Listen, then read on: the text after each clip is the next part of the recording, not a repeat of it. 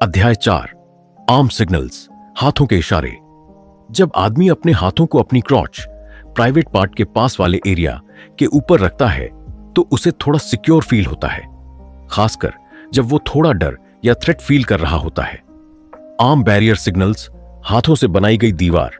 कभी नोटिस किया है, जब हम डरते हैं या अनकंफर्टेबल फील करते हैं तो हम अपने आप को किसी चीज के पीछे छुपा लेते हैं।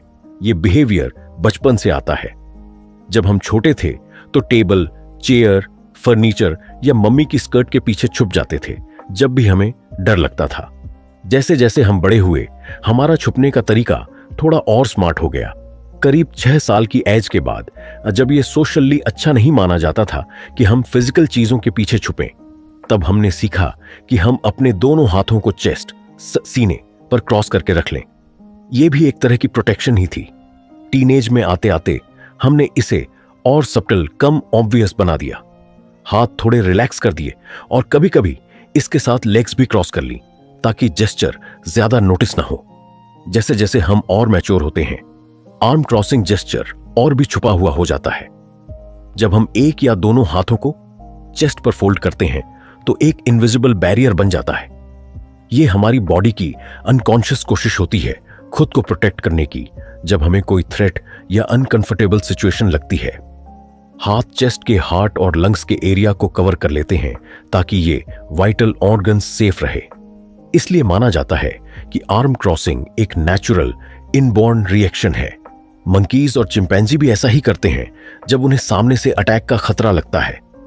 एक बात तो क्लियर है, जब कोई इंसान नर्वस, नेगेटिव या डिफेंसिव फील करता है तो वो अपने हाथों को चेस्ट पर कसकर फोल्ड कर लेता है। इससे दिखता है कि वो अपने आप को थ्रेटेंड फील कर रहा है। क्यों क्रॉस्ड आर्म्स, हाथों को सीने पर मोड़ना नुकसानदायक हो सकता है? अमेरिका में किए गए रिसर्च से कुछ चिंताजनक रिजल्ट सामने आए।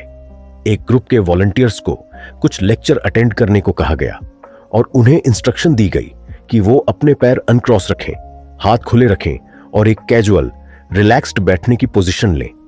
लेक्चर खत्म होने के बाद हर स्टूडेंट का टेस्ट लिया गया कि उन्होंने कितना याद रखा और उनके लेक्चर के बारे में क्या ओपिनियन बनी। दूसरे ग्रुप को भी वही प्रोसेस से गुजारा गया, लेकिन उन्हें यह कहा गया कि पूरे लेक्चर के दौरान अपने हाथों को कसकर चेस्ट पर फोल्ड करके रखें। रिजल्ट ये आया कि जिनके हाथ फोल्ड थे उन्होंने पहले ग्रुप के मुकाबले 38% कम सीखा और कम याद रखा। साथ ही इस ग्रुप की लेक्चर के बारे में ओपिनियन भी ज्यादा क्रिटिकल, नेगेटिव थी। जब आप अपने हाथ फोल्ड करते हैं तो आपकी क्रेडिबिलिटी, विश्वसनीयता काफी गिर जाती है। हमने ये सेम टेस्ट 1989 में 1500 डेलीगेट्स के साथ 6 अलग अलग लेक्चर्स में किया था और रिजल्ट लगभग सेम ही आए। इन टेस्ट से यह क्लियर होता है कि जब कोई लिसनर अपने हाथ फोल्ड करता है तो वो ना सिर्फ स्पीकर के बारे में नेगेटिव सोचता है, बल्कि वो जो कहा जा रहा है उस पर कम ध्यान भी देता है। इसी वजह से ट्रेनिंग सेंटर्स में ऐसी चेयर्स होनी चाहिए जिनमें आर्म्स रखने की जगह हो ताकि लोग अपने हाथ अनक्रॉस रख सकें। हां, लेकिन मैं तो बस कंफर्टेबल हूं। कुछ लोग कहते हैं कि वो आदत से अपने हाथ क्रॉस करते हैं क्योंकि वो उन्हें कंफर्टेबल लगता है। कोई भी जेस्चर तब कंफर्टेबल लगता है जब आपकी अंदर की एटीट्यूड उसके साथ मैच करती है। मतलब, अगर आप नेगेटिव, डिफेंसिव या नर्वस फील कर रहे हैं तो आर्म्स फोल्ड करना नेचुरली अच्छा लगेगा। लेकिन अगर आप फ्रेंड्स के साथ मजे में हैं तो आर्म्स फोल्ड करना अजीब और गलत लगेगा। याद रखिए, बॉडी लैंग्वेज में मैसेज का मतलब सिर्फ भेजने वाले, सेंडर में नहीं होता, बल्कि रिसीवर, देखने वाले में भी होता है। हो सकता है आपको अपने आर्म्स क्रॉस करके बैक और नेक को टाइट करके बैठना कंफर्टेबल लगे, लेकिन स्टडीज बताती हैं कि दूसरों को यह जेस्चर नेगेटिव लगता है। तो लेसन यह है, अपने हाथ कभी क्रॉस मत कीजिए जब तक कि आप जानबूझकर यह नहीं दिखाना चाहते कि आप एग्री नहीं हैं या पार्टिसिपेट नहीं करना चाहते। आपको भले लगे कि आर्म क्रॉसिंग बस कंफर्टेबल है, लेकिन दूसरे सोचेंगे कि आप अप्रोचेबल, बात करने लायक नहीं हैं। जेंडर डिफरेंस, लड़कियों और लड़कों में फर्क। मर्दों के हाथ हल्के अंदर की ओर रोटेट होते हैं जबकि औरतों के हाथ हल्के बाहर की ओर। यह डिफरेंस मर्दों को ज्यादा अच्छे से एम करने और फेंकने में हेल्प करता है, जबकि औरतों के फैले हुए एल्बो उन्हें बच्चे उठाने के लिए ज्यादा स्टेबल पोजीशन देते हैं। एक इंटरेस्टिंग फर्क यह भी है कि औरतें उन मर्दों के सामने अपने आर्म्स ज्यादा खुले रखती हैं जिन्हें वो अट्रैक्टिव पाती हैं, और वो अपने आर्म्स ब्रेस्ट्स पर फोल्ड कर लेती हैं जब सामने वाला आदमी एग्रेसिव या अनअट्रैक्टिव हो। अंदर रोटेटेड आर्म्स मर्दों को एक्यूरेट फेंकने में हेल्प करते हैं। औरतों के बाहर रोटेटेड आर्म्स उन्हें बेटर कैरिंग में हेल्प करते हैं। क्रॉस्ड आर्म्स ऑन चेस्ट, सीने पर फोल्ड किए हुए हाथ। दोनों हाथ चेस्ट पर एक साथ फोल्ड किए जाते हैं ताकि सामने वाले इंसान या चीज के बीच एक बैरियर, दीवार बनाई जा सके जो हमें पसंद नहीं है। आर्म फोल्डिंग की कई पोजीशंस होती हैं, लेकिन हम यहां सबसे कॉमन वाली की बात करेंगे जो आपको अक्सर दिखेगी। क्रॉस्ड आर्म्स ऑन चेस्ट एक यूनिवर्सल जेस्चर है और इसे लगभग हर जगह सेम मतलब में डिकोड किया जाता है। डिफेंसिव या नेगेटिव एटीट्यूड, ये आमतौर पर स्ट्रेंजर्स के बीच दिखता है, पब्लिक मीटिंग्स, लाइन में, कैफेटेरिया, लिफ्ट वगैरह में, जहां लोग अनसर्टेन या इनसिक्योर फील करते हैं। क्रॉस्ड आर्म्स ऑन चेस्ट, ना वो आगे आ रहा है और ना आप अंदर जा रहे हो। क्रॉस्ड आर्म्स जो आप नहीं समझते वो नुकसान करता है, आपने नोटिस किया होगा। जब भी हम किसी बात से सहमत नहीं होते या थोड़ा डिफेंसिव फील करते हैं, हम अपनी बाहें अपने आप क्रॉस कर लेते हैं। अब आपको लगेगा, अरे मैं तो बस आराम से बैठा हूं, लेकिन साइकोलॉजी कुछ और कहती है। अमेरिका में एक रिसर्च हुई थी। 2 ग्रुप्स को लेक्चर अटेंड करने को कहा गया। एक ग्रुप को बोला गया बाहें खोलकर रिलैक्स बैठो, और दूसरे ग्रुप को सख्ती से बोला गया लेक्चर के दौरान बाहें क्रॉस करके बैठना है। रिजल्ट क्या आया? जिन्होंने बाहें क्रॉस की थीं, उन्होंने 38% कम सीखा और कम ध्यान दिया, और उनके मन में लेक्चरर के लिए ओपिनियन भी ज्यादा नेगेटिव थी। मतलब बिल्कुल साफ है, जब हम बाहें क्रॉस करते हैं, हम न सिर्फ बाहर से बंद हो जाते हैं, अंदर से भी हमारा माइंड बंद हो जाता है। पर मैं तो बस कंफर्टेबल हूं। हां, आपको ऐसा लग सकता है, लेकिन कंफर्ट भी हैबिट और एटीट्यूड से आता है। जब आप नेगेटिव, डिफेंसिव या नर्वस होते हैं, क्रॉस की हुई बाहें कंफर्टेबल लगती हैं, लेकिन जब आप रिलैक्स्ड, ओपन और पॉजिटिव होते हैं, तब क्रॉस की हुई बाहें अजीब लगती हैं। बॉटम लाइन, चाहे आप खुद को कंफर्टेबल समझें, सामने वाला आपको बंद, दूर और नकारात्मक समझेगा। पब्लिक मीटिंग्स और क्रॉस्ड आर्म्स। एक बार हम लोकल काउंसिल की मीटिंग में गए। मुद्दा था पेड़ काटने का। डेवलपर्स एक तरफ बैठे थे और पर्यावरण प्रेमी, ग्रीनीज, दूसरी तरफ। मीटिंग के शुरू में लगभग 50% लोगों ने बाहें क्रॉस की थीं, लेकिन जैसे जैसे बहस तेज हुई, ग्रीनियों में 90% और डेवलपर्स में 100% लोगों ने बाहें क्रॉस कर ली। सिंपल भाषा में, जब हम किसी से असहमत होते हैं या असहज होते हैं, तो बाहें क्रॉस होना एक ऑटोमेटिक रिएक्शन है। स्पीकर्स की गलती। ज्यादातर स्पीकर्स इस बॉडी लैंग्वेज को इग्नोर कर देते हैं। एक्सपीरियंस्ड स्पीकर्स जानते हैं कि अगर ऑडियंस बाहें क्रॉस कर रही है, एक आइस ब्रेकर चाहिए ताकि वो रिलैक्स होकर बाहें खोलें और ओपन माइंड से सुने। अब सॉल्यूशन क्या है? जब आप देखें कि कोई सामने बाहें क्रॉस कर रहा है, उसे कुछ पकड़ाइए, पेन, बुकलेट, ब्रोशर, कुछ भी। इससे उसके हाथ नेचुरली खुल जाएंगे और उसका एटीट्यूड भी ओपन हो जाएगा। या फिर आप खुद आगे झुककर कह सकते हैं, मुझे लग रहा है आपके मन में कोई सवाल है, आप क्या जानना चाहेंगे? इससे वो न सिर्फ बाहें खोलेगा बल्कि ओपन होकर बात करेगा। अब थोड़ी वेरिएशन समझिए। 1. फिस्ट्स क्लेंच्ड, आर्म्स क्रॉस्ड, मुट्ठी बंधी हुई बाहें क्रॉस। अगर बाहें के साथ मुट्ठियां भी टाइट हैं, तो यह सिर्फ डिफेंसिव नहीं, गुस्से वाला एटीट्यूड भी दिखाता है। लाल चेहरा या टाइट स्माइल हो तो समझिए वर्बल या फिजिकल अटैक भी हो सकता है। इस सिचुएशन में सॉफ्ट और कूल अप्रोच लेना चाहिए। 2. डबल आर्म ग्रिप, खुद को जकड़ना। जब कोई दोनों बाहों को कसकर पकड़ता है, यह एक तरह का मैं खुद को संभाल रहा हूं सिग्नल है। यह इनसिक्योरिटी और नर्वसनेस दिखाता है। डॉक्टर्स की वेटिंग रूम या नर्वस फ्लायर्स में यह कॉमन है। 3. थम्स अप, आर्म्स क्रॉस्ड, बाहें क्रॉस, पल्स अंगूठे ऊपर। यहां बाहें क्रॉस हैं लेकिन अंगूठे ऊपर हैं। मतलब, हां मैं डिफेंसिव हूं लेकिन मैं कूल भी हूं। अगर यह जेस्चर आपकी बातचीत के एंड में आता है और बाकी बॉडी लैंग्वेज भी पॉजिटिव है, आप प्रपोजल या डील कॉन्फिडेंटली आगे बढ़ा सकते हैं। Main versus women, gender difference भी है। महिलाएं जब किसी अट्रैक्टिव इंसान के आसपास होती हैं, बाहें ज्यादा ओपन रखती हैं। एग्रेसिव या अनअट्रैक्टिव लोगों के सामने वो बाहें क्रॉस कर लेती हैं। पुरुषों की बॉडी में बाहें नेचुरली थोड़ा अंदर घूमी रहती हैं ताकि वो बेहतर थ्रो कर सकें। महिलाओं की बाहें नेचुरली बाहर घूमी रहती हैं, जिससे वो बेबी को कैरी करने में स्टेबल रहती हैं। पार्शियल आर्म बैरियर्स, हल्के क्रॉस किए हुए हाथ। महिलाएं कभी कभी एक हाथ से दूसरे हाथ को हल्के से पकड़ती हैं, जैसे खुद को हक कर रही हों। यह सटल सिग्नल है कि वो नर्वस हैं। पुरुष पब्लिक में स्पीच या सम्मान लेते वक्त दोनों हाथ सामने पकड़कर रखते हैं, ब्रोकन जिपर पोजीशन, ताकि वो अपने प्राइवेट पार्ट्स को सबकॉन्शियसली प्रोटेक्ट कर सकें।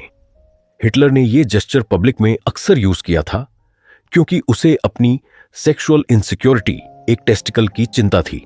फाइनल थॉट, जब भी आप किसी के बाहें क्रॉस देखें, समझ लीजिए वो अभी पूरी तरह ओपन नहीं है। स्मार्ट कम्युनिकेटर वही होते हैं जो शब्दों से ज्यादा बॉडी लैंग्वेज को पढ़कर बातचीत को सही दिशा में मोड़ते हैं।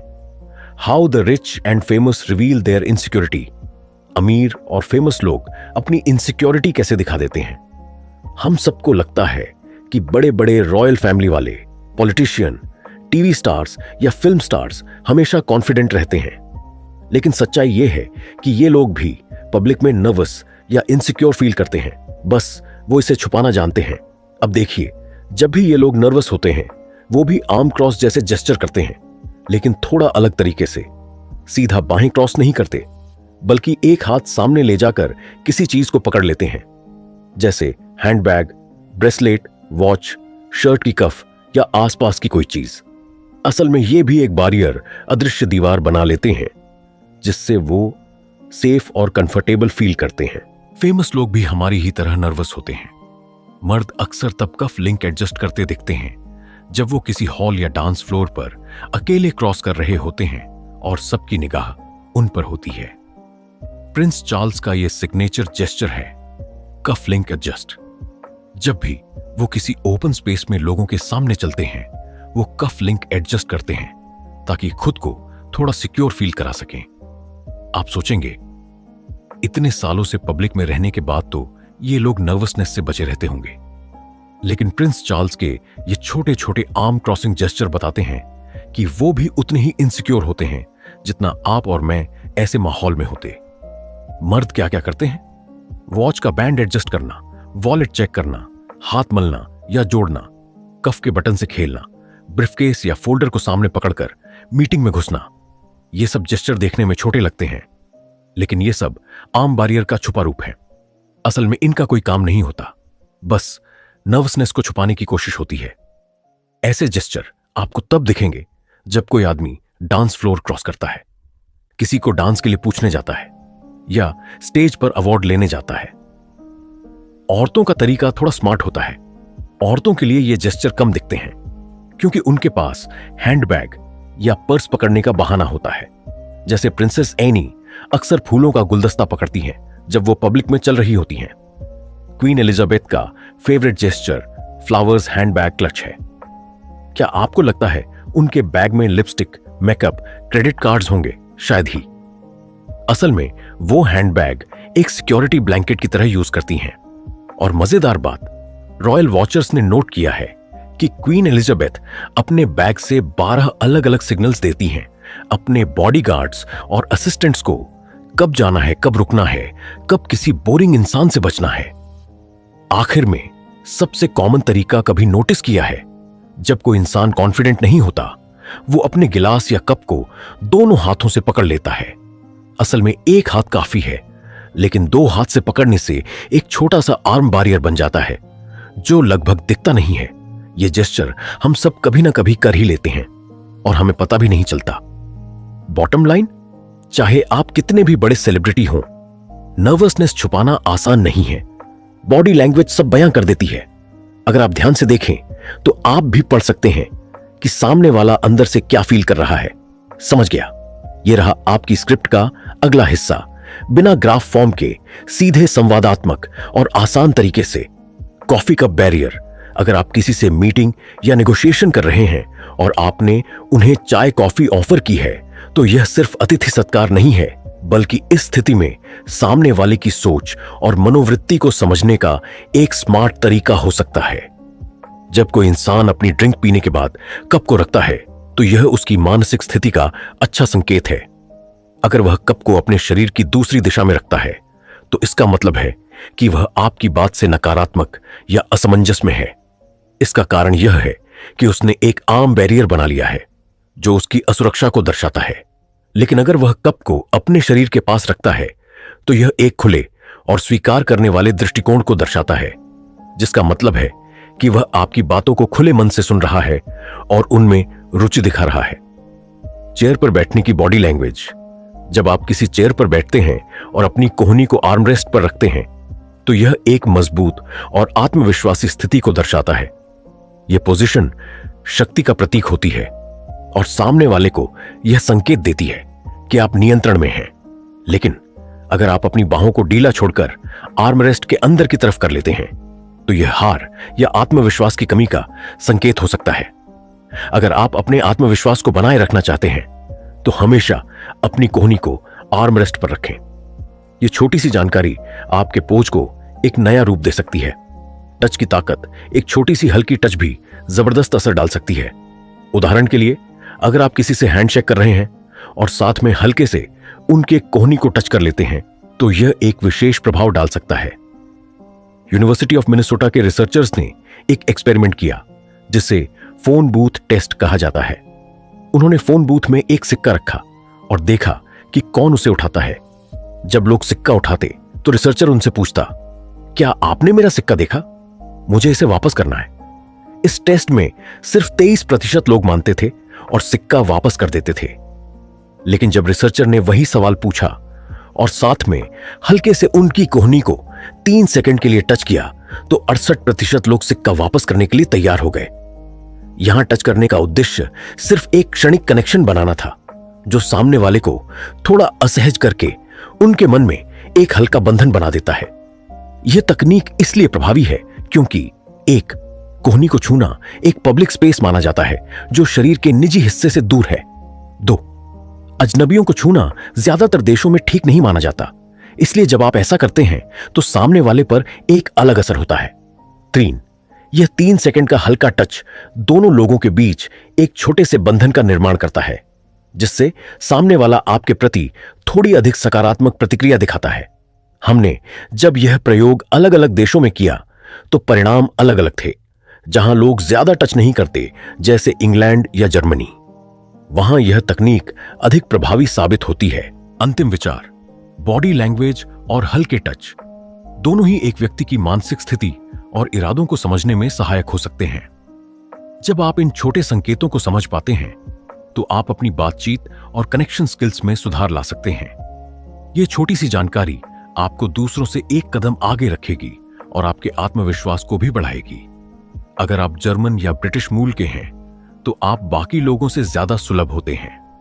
कुल मिलाकर हमने पाया कि महिलाएं दूसरी महिलाओं को टच करने की 4 गुना अधिक संभावना रखती हैं, जबकि एक पुरुष दूसरे पुरुष को टच करने के मुकाबले कम ही ऐसा करते हैं। कई जगहों पर अगर आप किसी अजनबी को कोहनी के ऊपर या नीचे छूते हैं, तो यह वही सकारात्मक प्रतिक्रिया नहीं देता जैसा कि सीधे कोहनी को छूने पर मिलता है। इसके अलावा 3 सेकंड से ज्यादा टच करने पर अक्सर नकारात्मक प्रतिक्रियाएं मिलती हैं, जैसे कि सामने वाला आपके हाथ को देखता है और सोचता है कि आप क्या कर रहे हैं। हाथ को भी छूने का प्रभाव एक और अध्ययन में लाइब्रेरियंस ने जब किसी उधारी पर किताब दी, तो उन्होंने उधार लेने वाले व्यक्ति के हाथ को हल्के से छुआ।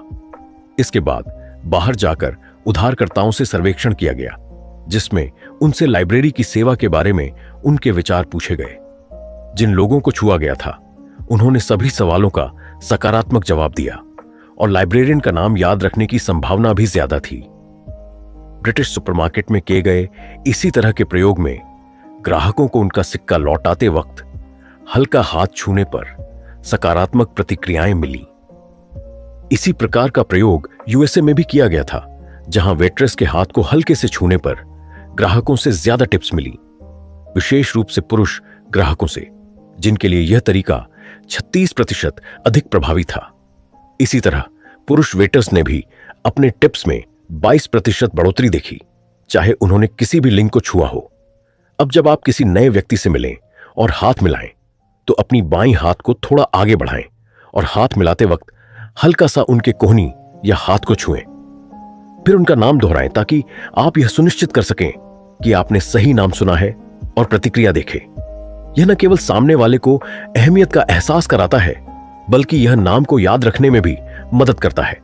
कोहनी और हाथ को छूने का प्रभाव, जब यह सौम्यता से किया जाता है तो यह ध्यान आकर्षित करता है, आपकी बात को पुख्ता करता है, किसी विचार या संदेश को मजबूत बनाता है, आपकी प्रभावशीलता बढ़ाता है और आपको और अधिक यादगार बनाता है। यह सब सकारात्मक छवि बनाने में मदद करता है। सारांश, किसी भी व्यक्ति के शरीर के सामने हाथों को क्रॉस करना नकारात्मक रूप से देखा जाता है और यह संदेश सामने वाले के दिमाग में भी जाता है, न कि केवल भेजने वाले के दिमाग में। चाहे आपने अपनी बाहें किसी कारणवश क्रॉस की हो, जैसे पीठ में दर्द होने की वजह से, फिर भी एक पर्यवेक्षक आपको अनजाने में बंद महसूस कर सकता है। निर्णय लें कि अब से अपनी बाहों को क्रॉस न करने का अभ्यास करें और आगामी अध्यायों में हम आपको यह दिखाएंगे कि कैसे एक अधिक सकारात्मक और आत्मविश्वासी छवि प्रस्तुत करें।